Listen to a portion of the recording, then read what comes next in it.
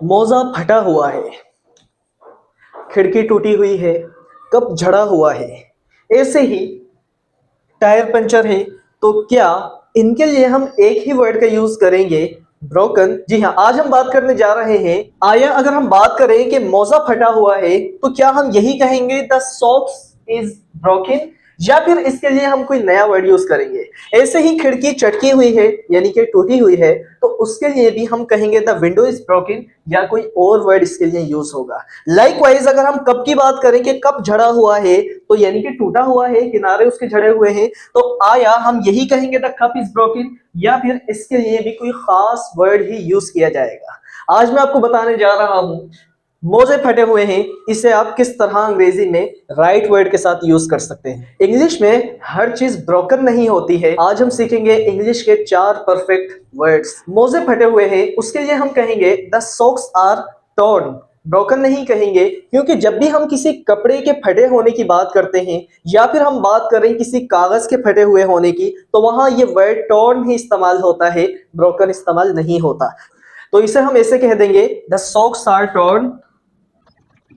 ऐसे ही हमारे पास second sentence है खिड़की चटकी हुई है, तो क्या इसे हम ऐसे ही कहेंगे द विंडो इज ब्रोकन? हम इसे कहेंगे द विंडो इज क्रैक्ड। याद रखिएगा, क्रैक का वर्ड यूज होता है जब भी कोई चीज चटक जाए लेकिन टूटकर बिखरे ना। जब भी हम इस वर्ड का यूज करेंगे तो हमारे माइंड में एक कॉन्सेप्ट क्लियर हो जाना चाहिए कि चीज जो है वो टूट तो चुकी है लेकिन बिखरी नहीं है। द विंडो इज क्रैक्ड यानी कि चटकी हुई है, उस पर क्रैक्स के निशान आ गए हैं लेकिन वो टूटकर बिखरी नहीं है, तो वहां हम क्रैक का वर्ड यूज करेंगे। सो लाइकवाइज हम इसे ऐसे कह देंगे।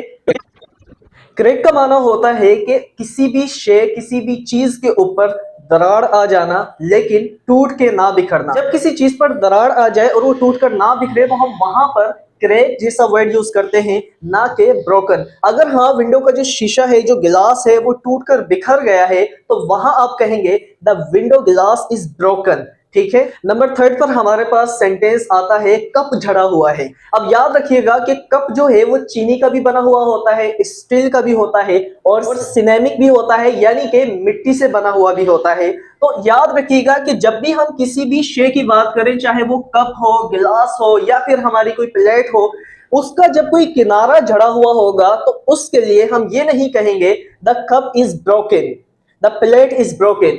नो, हम कहेंगे the cup is chipped. Chip जो है वो एक ऐसा वर्ड है जो यूज किया जाता है जब किसी भी शे का, किसी भी चीज का पार्ट मिस हो रहा हो।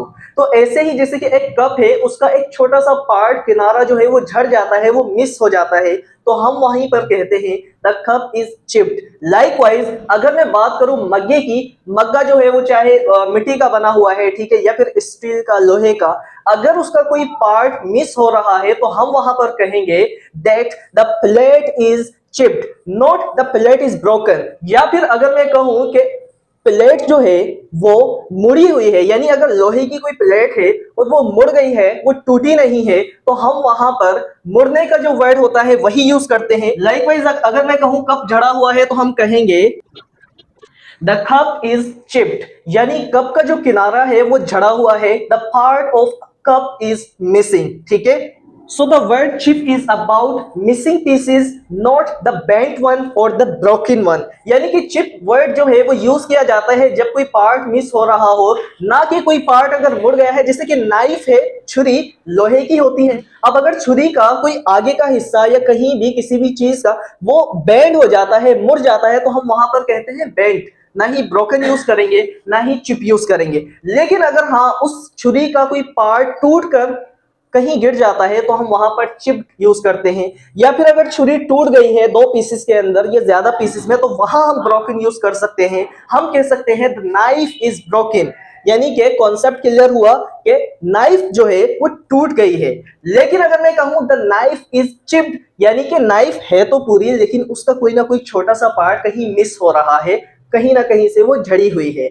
यानी कि हमने ये सीखा कि चिप वर्ड जो है वो जरूरी नहीं किसी एक धात के लिए स्पेशली यूज हो, बल्कि हमने ये सीखा कि चिप वर्ड जब भी किसी भी चीज का कोई पार्ट मिस हो रहा हो तो वहां पर यूज हम इसे कर सकते हैं। So there we can use that the tile is chipped, यानी कि टाइल जो है उसका कहीं ना कहीं से कोई किनारा झड़ा हुआ है, टूटा नहीं है। यानी अगर टाइल का पीस टूट गया है तो हम कहेंगे the tile piece is broken, tile का एक पीस जो है वो टूट गया है। लेकिन अगर टाइल का पीस कहीं से झड़ा हुआ है तो हम कहेंगे the tile is chipped. Likewise हमारे पास नंबर 4 सेंटेंस है टायर पंचर है।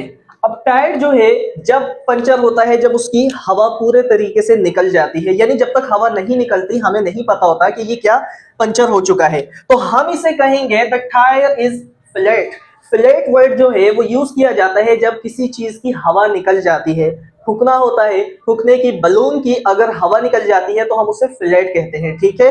ऐसे ही पंचर यानी ऐसे ही जो ट्यूब होती है, ट्यूब में जब तक हवा है तो हम वहां पर फ्लैट जैसा वर्ड यूज नहीं करते, लेकिन उसकी हवा जब पूरे तरीके से निकल जाएगी तो हम वहां पर फ्लैट यूज करेंगे। तो हम कह देंगे the tyre is broken, the tyre is flat.